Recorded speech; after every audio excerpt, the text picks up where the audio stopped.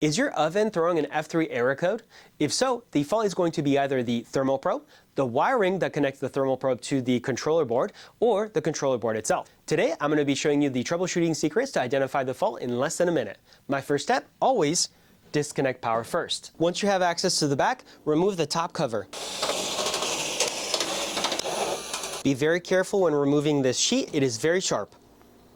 We'll notice the two purple wires, which is how the thermal probe connects to the controller board. So using my multimeter in resistance mode, I'm going to put one lead on one of the wires and the other on the other, and we're going to take a measurement. Now a good thermal probe should read between 1,000 and 1.1 thousand ohms.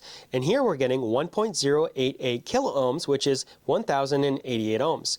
That confirms that both the thermal probe and the wiring is good. So if I'm still getting an F3 error code after ruling out both the wiring and the thermal probe, by process of elimination, it means my controller board is defective and needs to be repaired. If you want to find out more about how we perform those repairs, you can check out this video next. Otherwise, if you found the video helpful or useful, leave us a like, subscribe for more content, and thank you for watching.